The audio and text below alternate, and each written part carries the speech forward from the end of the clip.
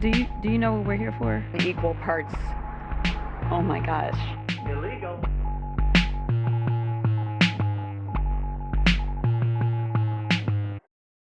Information that we don't need right now.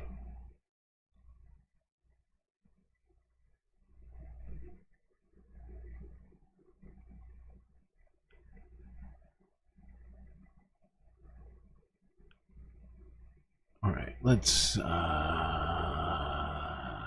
yes, let's go on and talk about the election itself. Started off here, BBC News.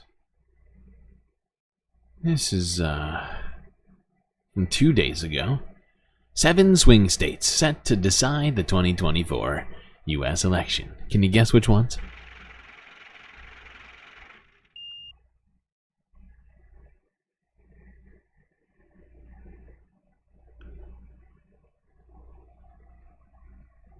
"63 days to go. That's 9 weeks to Election Day in America, and as is always the case after Labor Day, the sprint is on. A week today will come the first presidential debate between Donald Trump and Kamala Harris. Absentee ballots will be mailed out in North Carolina on Friday. Yes, Friday. Early voting starts in Pennsylvania in 2 weeks' time. And today, the vice president is out with a new ad on the economy. We all know costs are too high. But while corporations are gouging families, Trump is focused on giving them tax cuts. But Kamala Harris is focused on you. Building up the middle class will be a defining goal of my presidency. She'll make groceries more affordable by cracking down on price gouging. And she'll cut housing costs by taking on corporate speculators. Middle-class families build America. We need a leader who has their back. I'm Kamala Harris, and I approve this message. Yeah, in the national polling, Kamala is in the lead, but it's not about national mood. It's the polling in the 6 or 7 swing states that really counts. That is what will decide this. And in those states, well, it's within the margin. Yeah, did anybody else? Clear leader. The key. Did anybody else have those 7 states on their card? Because that, yeah, I think we all knew. This is the general layout of things. There's a lot of very well decided states, and then there's these 7. And in those states, well, it's within the margin of error, no clear leader. The key issue in any election in the final few weeks is momentum, which for now does appear to be with Harris. The clearest evidence of that, the Gallup poll out last week, measuring the change in electoral enthusiasm among Democrats and Republicans. Democrats have a 14-point edge on Republicans among those who are likely to lean their way. That's a major shift from polling in March. Biden, then the candidate, of course. Republicans back in March had a 4-point lead. You can talk about policy, Wills. You can talk about the threat on the other side that each would perceive. But if you have people on your team who are enthusiastic, who want to vote, that really does make a difference, doesn't it? I mean, the change has been staggering since Biden was on the ticket. There was a USA Today Suffolk poll out today, which shows enthusiasm has gained by almost 20 points among some Democrats. The momentum is really, really behind Kamala at the moment. The Trump campaign have been hoping it was just a honeymoon period after the DNC, and it seems to be going on.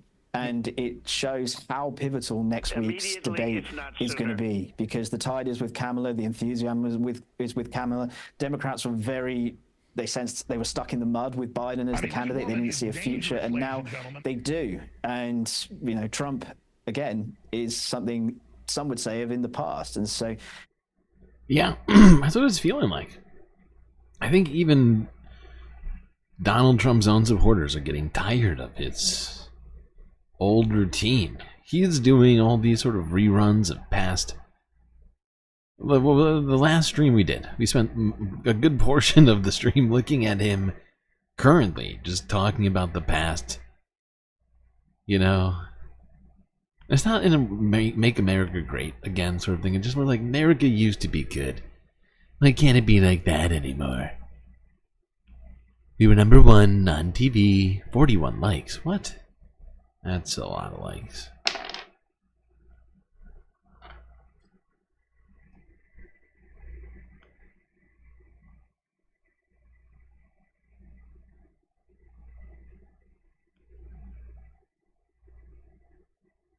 Bloop. Gary has blooped in, everybody. There we go. How are we doing on time? By the way, I was very restrained today. Only 100. I only started with 130 videos. First off, and then I very studiously cut that down to an even more manageable 115 videos. So I'm doing really good. We're killing it right now. All right, let's go here. CBS News from a day ago.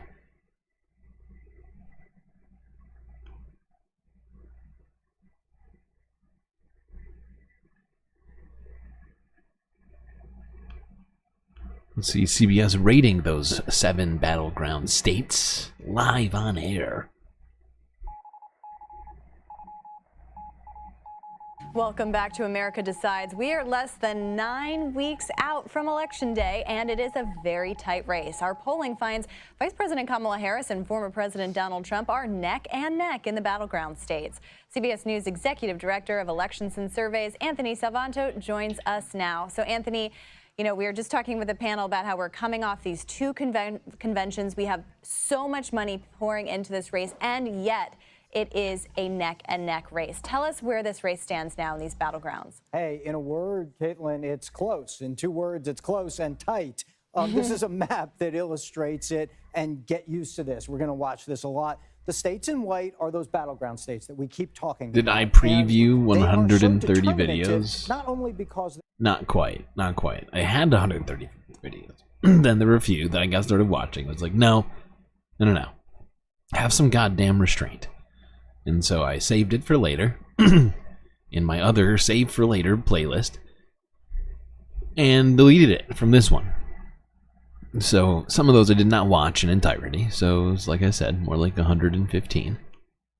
Are close, but I do watch all of them, or at least listen to all of them. Sometimes I don't watch them all. That's just a fact. But I do try and at least get some grasp on what the fuck is happening here. Start to see the paths that each of these candidates might have through the electoral map to winning, right? So just hypothetical, Kamala Harris might try to win what's called the blue wall, the upper Midwest states. Most times they go Democratic in recent history, but not always, okay? She also might have a different kind of route through the Sun Belt, through North Carolina, Georgia, Arizona, Nevada. That'd get her over 270. The story there, fast-growing, diversifying states, maybe that's a possibility. But for Donald Trump, you know, he's got lots of paths, too. One I'd illustrate here is he could win Georgia, which he didn't in 2020, win North. He could, but right now he is actually, I believe, down in all 3 of these states. Hold on, I'm pulling up a poll. I'll keep watching this while I do that. Carolina, which he did in 2020, and then Pennsylvania, y'all were talking about how critical that is. If he flips Pennsylvania back, then he gets to 270. Lots of different combinations, though I will say this. A, remember, not national polls, it's states that matter. And 2, that even when you're looking at all this, little shifts in the polling in these states, 1 points, 2 points, that all is going to come down to turnout. That is not a big deal, 1 or 2 point moves. These states are all close. Anthony, I'm so jealous that you get to play around with this map and all of these scenarios. It's what I like to do in my free time as well. But watching these polls in these battleground states that you are doing, what is standing out to you in these states? Well, what should we watch for? Yeah, and by the way, I share that hobby. In December, well, I'll turn to other hobbies, but it is the map at this point. Look, here are our latest CBS estimates. I guess they're tied in Pennsylvania. 1 point difference, even 2 points. This illustrates what I was saying, which is, besides margin of error, which is always important, you realize there are other uncertainties here. All that money you talked about at the top of this, that's going to go voter by voter, people walking precincts, people targeting them online with advertising, because That's where somebody votes, somebody doesn't vote. Somebody. You can't believe it's this close. What the fuck, America? You know, there's some. I totally hear what you're saying, but there's something that I always keep in the back of my mind at all times. I don't know if it's just because I'm a cynical person, but what was it? 70 million people voted for Donald Trump in the 2020 election, right? And so that's like 1 in 5 people. That's including children, right? Like babies, right? And of course, babies didn't vote. So, you know, in terms of voting age people, like it's a huge number, like percentage-wise, of people out there, like of adult people that you're running into on a daily basis, right? My God, you got like a 1 in. I want to say like a 1 in 3 chance of running into somebody, like the person next to you. You have 1 in 3 chance the person next to you voted for Donald Trump. Granted, it goes up and down depending on where you live and blah blah blah. But I'm just saying, if you were to just plop Americans down randomly, a group of them into a place, you get what I'm saying.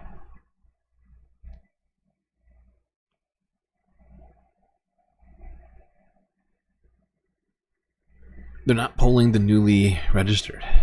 That's a good point. Wasn't thinking about that. Let's go here to talk more about this, where they analyze these numbers even further. This is also from CBS from a day ago. No CNN polls today. Brand new polling has the presidential race in a dead heat. The CNN poll found several states I take it back. within the It's a margin of CNN error. poll. That includes Pennsylvania, where Even on a day when we're not watching a CNN video, it's a CNN poll on a CBS. God damn you people. candidates are in a virtual tie. For more on this, let's bring in our esteemed political panel, Haima Moore and Lance Trover. Haima served as director of the office of the DNC chair, like 50% and Lance served at as best. the campaign spokesman for Doug Burgum's presidential campaign. Gentlemen, great to see you here. So I just keep thinking about all of the conventions, all of the money that's being poured into these races. Is no one going to and answer the it Canadian? is essentially. Which Canadian? Are we talking about a Canadian? Are you talking about me answering a chat? Sorry, there's been a bunch of chats. I see a bunch of things happening.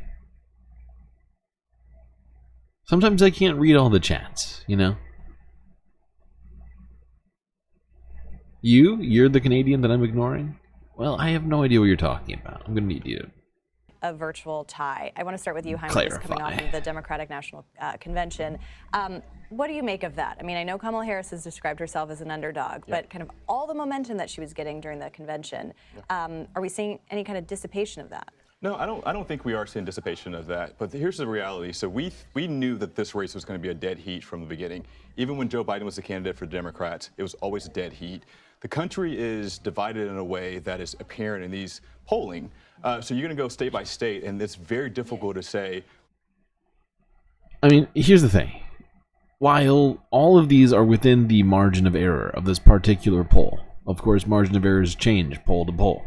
This one is 4.9%, which is enough to, at least in almost every single instance here, swing it for either candidate, right? But if you notice, there's only one state here in which Kamala Harris is down in, which is pretty fucking huge. We've been talking about how, you know, for weeks now, ever since she became the new nominee for president for the Democrats, that she could absolutely be gaining in some of these states where Joe Biden was just doing abysmally. Your Nevadas, you know, Georgias. And it would appear that she's doing just that. And if the election goes the way that this, just these 5 states, right, 6 states right here, well, 5 states, because technically if we leave it the way it is, Trump would win here in Arizona 49-44. But and all these other 5, that would give her well over 270. Assuming she wins the other normal states here, New York, California, and so on and so forth. One state's red, one state is blue. This is going to be the case for the next few weeks. It may be the case up until Election Day. But I do think that Kamala Harris still has a lot of momentum. She's running a really sound campaign. She and Tim Walz understand that the only thing that counts right now is getting the voters to vote. And Lance, I want to put on your NRSC hat for a little bit, because what's also interesting. We're going to skip the rest of this interview. It gets more and more awkward and weird. Okay. Is there a possibility that they both could tie? There is. There is a possibility, technically. Mathematically speaking, they could tie. What is it? 269 to 269.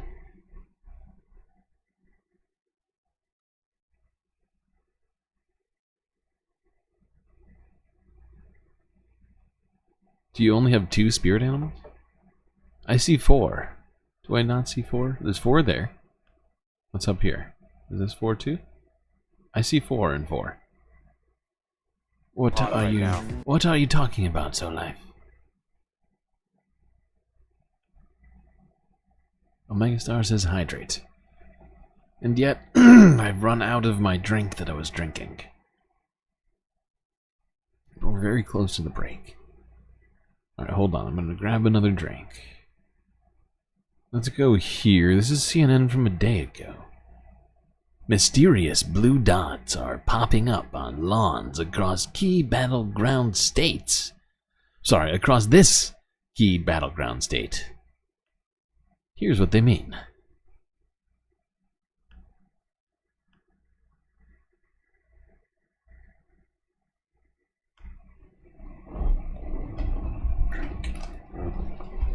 Given all the focus on Pennsylvania by candidates, campaign reporters, and certainly our panel members, tonight there's also the possibility that the road to the White House runs through deep red Nebraska. That's because Nebraska divides up its electoral votes between its deep red areas and one that's not only up for grabs, but could also break a potential electoral college tie. CNN Chef Zeleny explains. These blue dots are popping up on lawns across Omaha. Signs of a campaign where not only every vote counts, but where every electoral vote is critical. We debated back and forth, and we went for it and said, well, I think the mystery is kind of cool. And it turned out to be a huge win. Because it's starting conversations. Exactly. We had no idea the conversations what's the blue would dots? go. And that's the important part, because as soon as... It's the conversations. So yeah, this is in Nebraska. And blue dots are appearing everywhere for some reason. Why are there no red dwarf characters? Like, you mean for the emotional support characters? That's basically, that was the decision of the Galactic Stream Nation. It was the Space Fams who made this choice.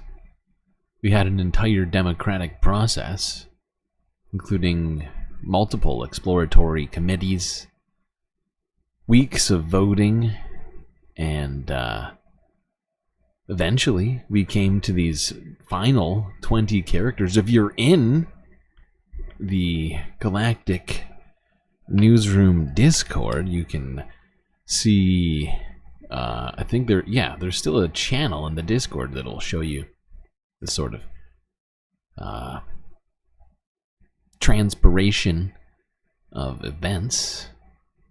I don't know if that's a word. Transposition? No, that's not the right word. Sure, whatever. Start the conversation, you have a full conversation. Ruth Hibner Brown and her husband Jason are suddenly having more conversations about the blue dot, symbolizing a Democratic island in a sea of Nebraska red, and the state's unique way of dividing electoral votes. It's plausible that we could have a tie, and that whole notion of, oh, my vote doesn't matter, kind of gets really tossed out the window, because this could be it. This could be the deciding factor. For all of the pathways for Kamala Harris and Donald Trump to reach the White House, the race for 270 electoral votes could come down to Nebraska's sprawling 2nd District. And here's why. If Harris carries the 3 blue wall battleground states, and Trump wins the swing states across the Sun Belt, A single electoral vote surrounding Omaha could keep the race from becoming a Single 269 to sad 269. electoral vote right here. East Nebraska. On the border of was that Iowa? Yeah. Wow. Okay. Decided by the House of Representatives. Well, hello, Nebraska. A not-so-secret weapon for Democrats could... You're right. Kowalski could swing the election. Bovine's making a great point. Where's Kowalski? He doesn't subscribe to this channel. How can we tell him? God damn it, this is why having a small YouTube channel so sad. Walz, who was born and raised here before moving to... He used to be at least 3 times as big. Tony Vargas believes the Harris-Walz ticket will also help Democrats win control of Congress, starting with his race here, which is among the country's most competitive. We have suburban, we have rural, we have urban, we have all different walks of life, you know, all different I races, keep trying to call in but really this is a truly independent place. on the majority report. Speaking of Kowalski, I keep trying to call in on the majority report, and I almost always get hit with full phone line. So that's unfortunate.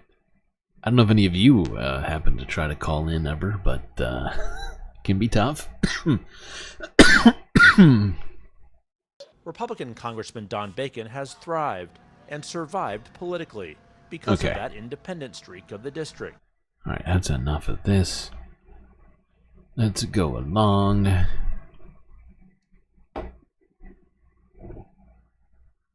You know, we should get everybody from the Galactic Stream Nation to start calling into the majority report to shout out the Galactic News Network. And then we'll get to 500 subs. And maybe we'll get Kowalski up in here. You can tell him that the entire election rides on him. I can see it all clearly, chat. It's all in front of us.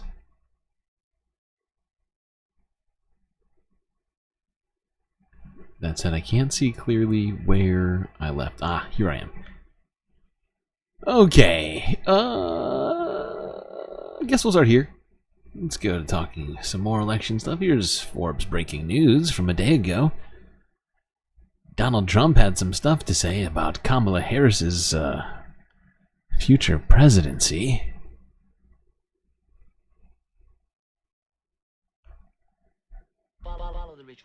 Trump cash versus Kamala crash. We're going to have a crash like 1929 if she gets in. It will not be pretty. Thank you. This election is about the economy, inflation, open borders, illegal immigration, respect for our nation, preventing World War III and a 1929-style depression, which will happen if Kamala Harris gets into office. I've always said that... Wow. Kamala Harris, apparently, will bring about a 1929-style depression. Interesting. I wonder what his evidence for that is. Exactly. Vote with their stomach. And food is now at an all-time... And people know how much I like always eating. Kamala doesn't even eat. Or eat, so... Uh-oh. Did the stream just lag? Anyone else? I just saw a laggy circle. Don't appreciate that. It's very, very rude. How rude. Oh my god, yeah. Lagging hard. What the fuck happened?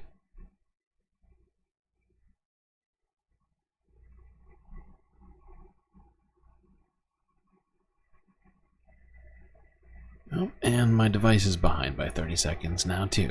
Cool. Alright. Let's go here.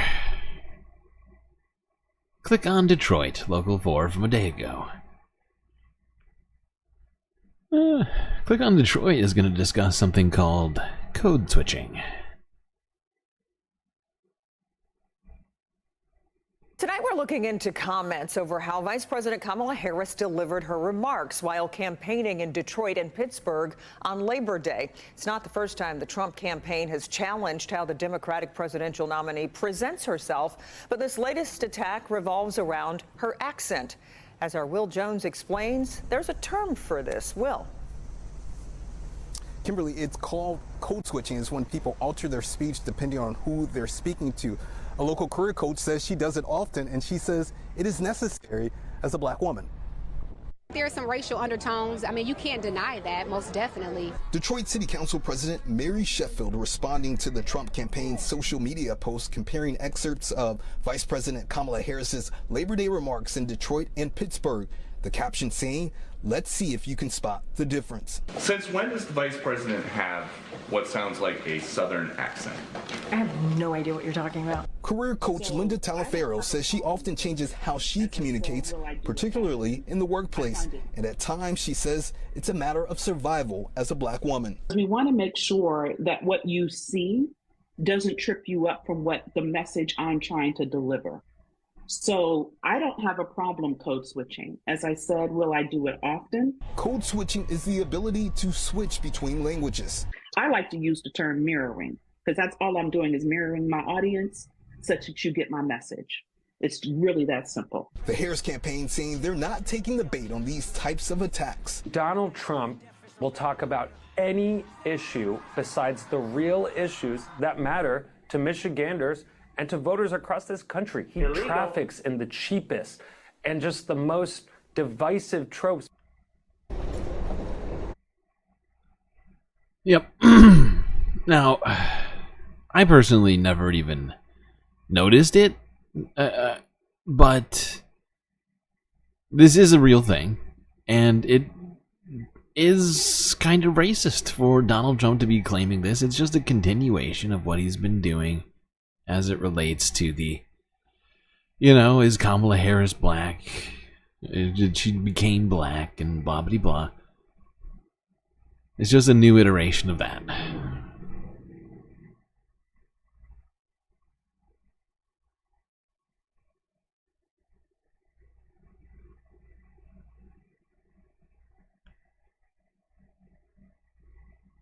Oh, that's what I forgot to put in here that I was going to do. Damn it, and I don't even know it, because this isn't even a skit. This is a... but Key and Peele actually talked about this one, and they did it good. I wish I... Oh, God, I can't think of what episode it's from. Or I try and pull it up right now. I was going to, but then I got distracted by other stuff. Alright, let's go to here. Here's Forbes breaking news from 9 hours ago. Kamala Harris touches down in Pittsburgh, Pennsylvania to prepare for Tuesday's debate with Donald Trump.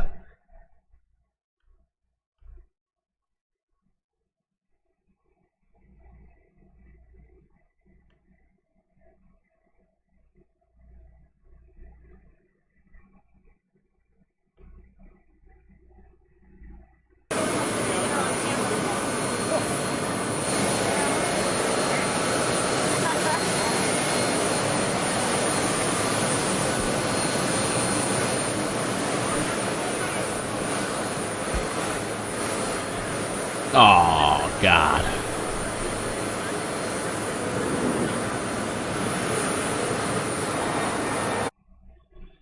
I know he's a senator, but it just makes me so sad to see her hug him. I'm not gonna lie.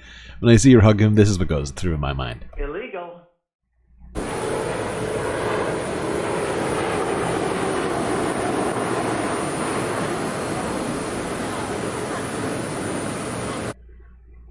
Okay. But yeah, apparently she's already in Pennsylvania doing preparations for the debate. Not sure what Do you know what we're here for? Equal parts. Oh my gosh. Illegal.